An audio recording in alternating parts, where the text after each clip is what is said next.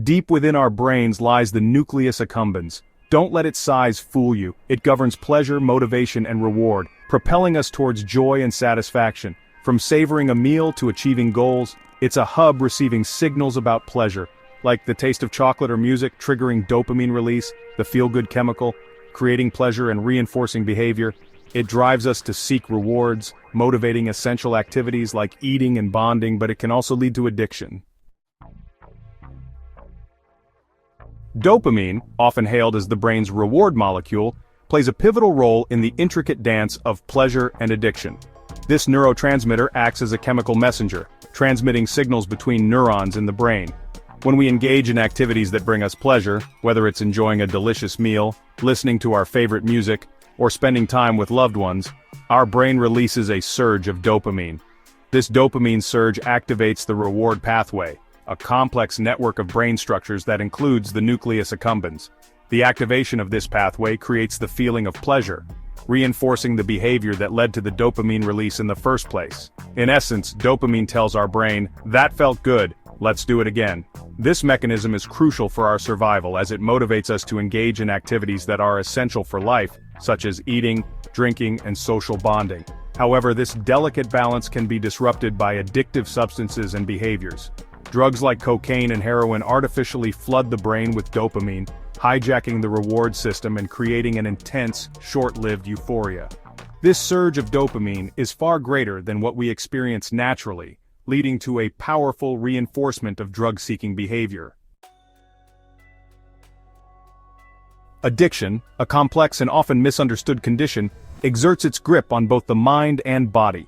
While the terms psychological dependence and physical dependence are often used interchangeably, they represent distinct facets of addiction's hold. Psychological dependence, also known as mental dependence, refers to the emotional and mental cravings associated with addiction. It's the overwhelming urge to use a substance or engage in a behavior despite the negative consequences.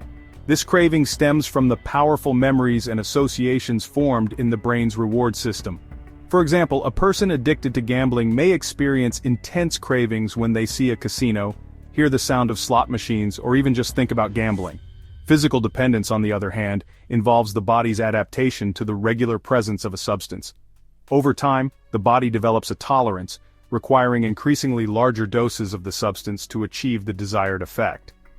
When the substance is withdrawn, the body goes through withdrawal symptoms, which can range from mild to severe depending on the substance and the individual.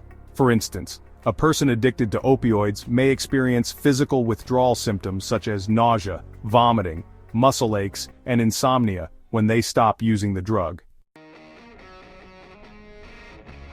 Section 4. Rewiring the brain, addiction and neural adaptation. Addiction is not a character flaw or a sign of weakness. It's a chronic, relapsing disease that physically changes the brain.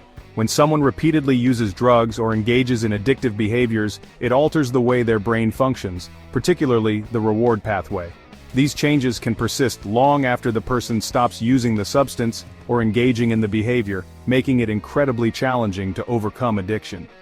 One of the key changes that occur in the brain during addiction is the downregulation of dopamine receptors. With repeated exposure to high levels of dopamine, the brain becomes less sensitive to its effects. This means that the person needs more of the substance or behavior to achieve the same level of pleasure they once experienced. This phenomenon is known as tolerance. Another significant change is the strengthening of neural connections associated with the addictive behavior. Each time the person engages in the behavior and experiences a surge of dopamine, the connections between neurons in the reward pathway become stronger. This creates a powerful memory of the behavior and its associated pleasure, making it more likely that the person will repeat the behavior in the future.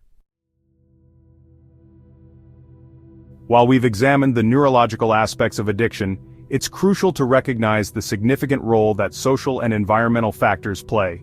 Family history, peer pressure, and exposure to high-stress environments can all contribute to the likelihood of developing an addiction. For instance, individuals who grow up in households where substance abuse is prevalent are at a higher risk. Similarly, environments that lack social support systems can exacerbate feelings of isolation and anxiety, making substance use more appealing as a coping mechanism. Moreover, societal attitudes towards drugs and addictive behaviors can either hinder or help recovery. Stigmatization and lack of access to mental health care can create barriers for those seeking help. By understanding these external factors, we can better address the root causes of addiction and create a more supportive environment for those affected. If you like this video, don't forget to check out the previous videos like how a tumor pressing on the amygdala could turn you into a murderer, or how damage to a specific area of the brain can eliminate your ability to speak. Don't forget to like and subscribe. See you next time on The Behaving Brain.